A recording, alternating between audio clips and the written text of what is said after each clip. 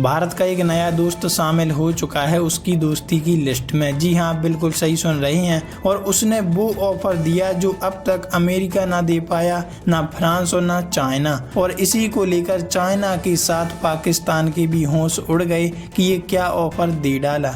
हाँ, आप बिल्कुल सही सुन रहे हैं। इस वक्त यही खबर सामने आ रही है कि भारत को कैसे एक नया ऑफर मिला, वो भी कम लागत में, वो भी अच्छी तकनीकी के लिए। बहुत कुछ चला इस वक्त जियो पॉलिटिक्स में। आइए जानते हैं क्या है पूरा मामला। देखो, खबर सामने आ रही है। दोस्त रूस ने दिया भारत को वो ऑफर जो ना अमेरिका ना फ्रांस किसी ने नहीं दिया। चीन पाकिस्तान के तो होश उड़ गए।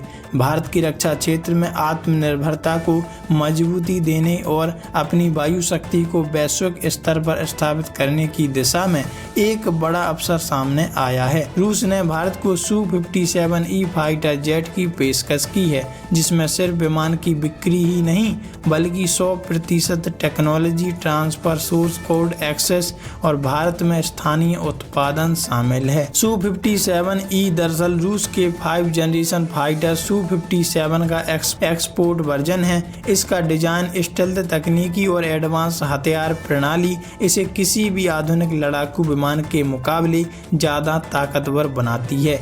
क्या है Su-57E और क्यों है ये भारत के लिए इतना खास?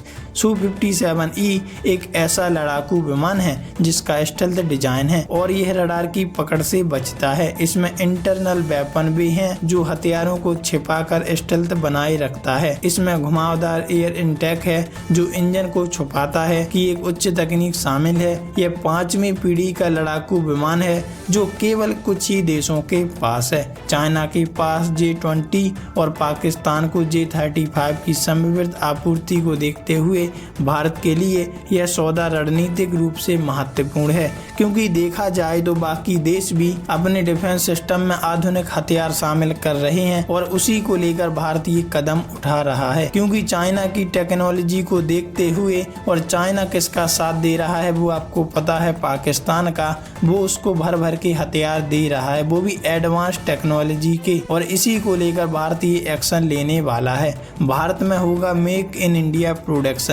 रूसी प्रस्ताव के अनुसार भारत में हिंदुस्तान एरोनॉटिक्स लिमिटेड की नासिक यूनिट में Su-57E का निर्माण किया जाएगा। यहाँ पहले से ही Su-30 MKI का प्रोडक्शन होता है, जिससे बुनियादी ढांचा और मैन पावर पहले से ही उपलब्ध है। इसका मतलब यह है कि भारत को तेजी से उत्पादन शुरू करने में आसानी होगी। Su-30 MKI के अपग्रेड में भी सहायता मिलेगी। भारत की अमाका प्रोजेक्ट को तकनीकी सहायता मिलेगी। भारत की स्टेल्थ तकनीकी में आत्मनिर्भरता आएगी। सोर्स कोड एक्सेस, रूस का गेम चेंजर ऑफर। सबसे बड़ा और अभूतपूर्व प्रस्ताव है सोर्स कोड। सामान्यतः अमेरिका, फ्रांस जैसे देश अपने फाइटर जेट्स के लिए सोर्स कोड नहीं देते। भारत ने जब राफेल खरीदा तब भी उसे AESA रडार और इलेक्ट्रॉनिक सिस्टम के लिए कोड नहीं दिए गए, जिससे स्वदेशी हथियारों का इंटीग्रेशन संभव नहीं हो सका। Su-57E में सोर्स कोड मिलने से